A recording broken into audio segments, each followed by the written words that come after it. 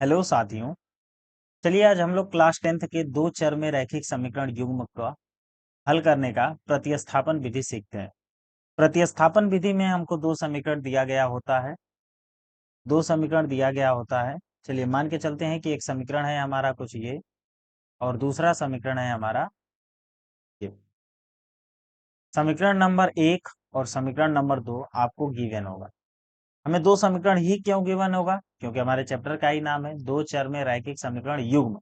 युग्म का मतलब क्या होगा भाई? पेयर। पेयर मतलब दो समीकरण एक साथ। तो इनको हल करने के दो विधि होते हैं। पहला तो प्रतिस्थापन विधि होता है, दूसरा विलोपन विधि होता है। दो तीन और विधि होते हैं, जैसे ग्राफ विधि भी होता है, तो खैर उसको हम अगले क्लास में देखेंगे। अभी हम प्रतिस्थापन विधि को सीखते हैं। प्रतिस्थापन विधि से किसी भी समीकरण को हल करने के जो तरीके हैं उस पर बात करते हैं। जैसे कि यहाँ पे जो दिया गया होगा आपके पास दो समीकरण, दोनों में से किसी एक समीकरण से यक्स या तो वाई की वैल्यू निकालनी होगी। अब जरूरी नहीं है कि सारे समीकरण में एक्स वाई ही हो, किसी में एस होता है, टी होता है, पी होता है, क्यू होता है। तो मतलब जो भी चर है उसमें से किसी एक चर का मान निकालना है। जैसे कि हम आपको दिखाते हैं समीकरण नंबर 2 में, ध्यान से देखिए। लिखा है x माइनस वाई बराबर 4।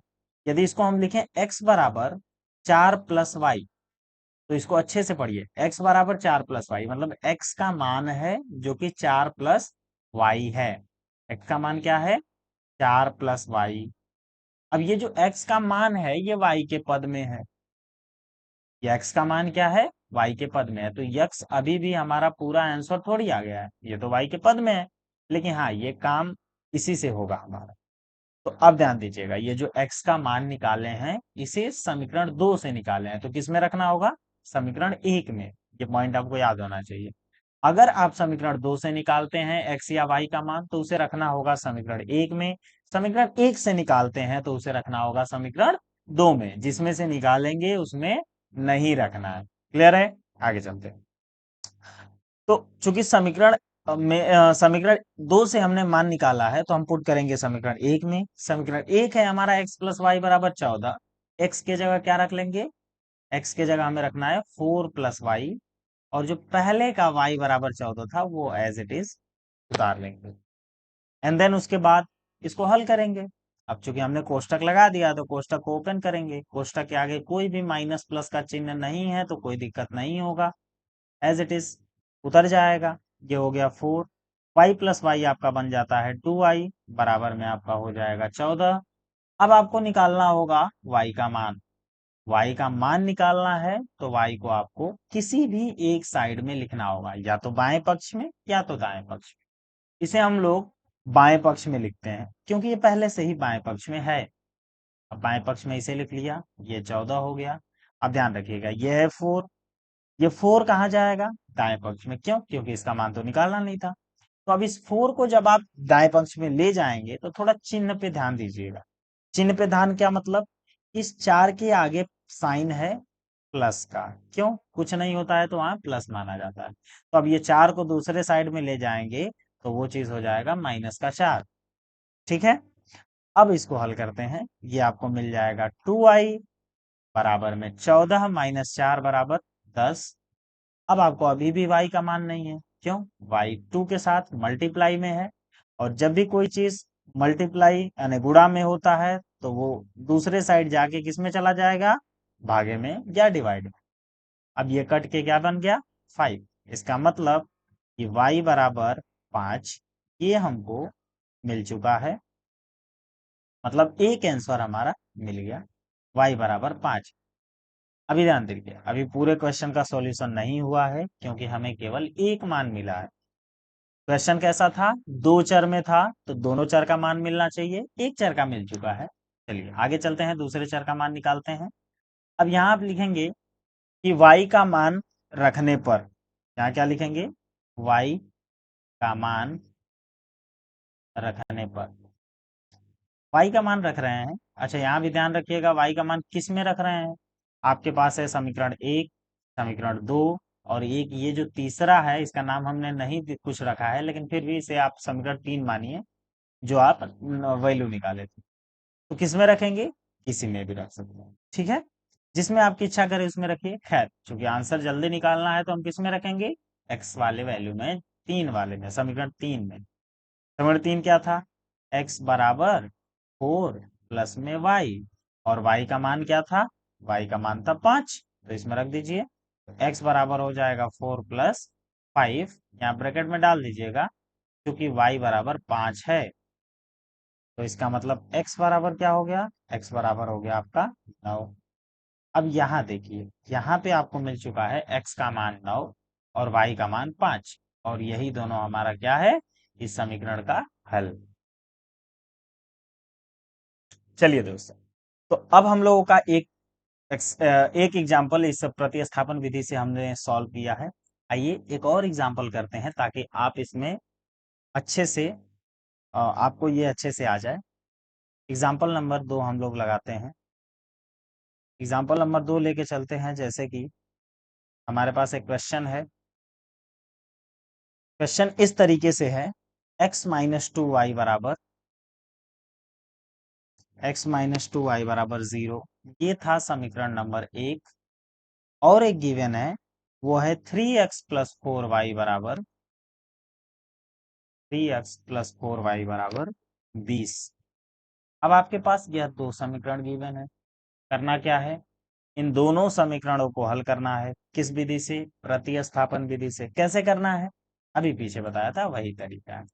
सबसे पहला काम, किसी भी एक समीकरण से x का या y का मान निकाल लीजिएगा। ध्यान रखिएगा, x का या y का मान निकाल लीजिएगा। चलिए, हम समीकरण पिछले में हमने 2 से निकाला था, इसमें हम 1 से निकाल के आपको दिखाते हैं। ये लिखा है x-2y बराबर 0। अब इसको हल करेंगे तो x बराबर 0 प्लस का 2y बनेगा। इसका मतलब x बराबर 2y बनेगा। अब देखिएगा, ये x का मान तो आया है, लेकिन किसके पद में आया है?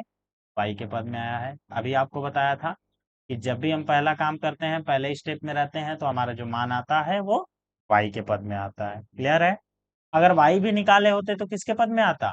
x के पद में। अच्छा, यही दिखा देते हैं आपको। अगर y निकालते तो क्या आ जाता?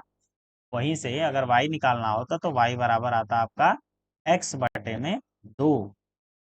ठीक है? जी हाँ, x बटे में 2। अब ये आपको x और y का मान मिल चुका है। अब इसे भी समीकरण नंबर कुछ बना लीजिए, ताकि दिक्कत ना हो। अब करना क्या होता है?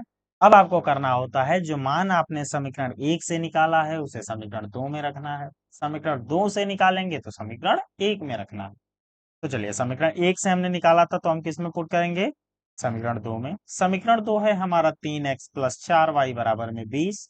क्या रखना है? x के जगह 2y, x के जगह 2y, प्लस में क्वेश्चन में जो था एज इट इज कॉपी करते हैं। अब यहाँ रखिएगा, यहाँ ब्रैकेट में आप लिख लीजिए, चूंकि x बराबर 2y। ये लिखने से थोड़ा नंबर आपको अच्छे मिलेंगे बोर्ड में। बाकी आगे चलते हैं। अब आप 3 और 2 का मल्टीप्लाई कर लीजिए। क्यों? ब्रैकेट ओपन करना है, हल करना है। तो ये क्लास 8 की टॉपिक है, 8 में 9 में आपने ऐसा काम किया है, खैर फिर भी। 3 का 2 में मल्टीप्लाई करेंगे 6 आ जाएगा। 6y प्लस का 4y बराबर में 20। ये मिल गया है। अभी आपको y का मान निकालना है, तो y एक ही साइड है, तो दिक्कत है नहीं, इसे बस सॉल्व करते जाते हैं।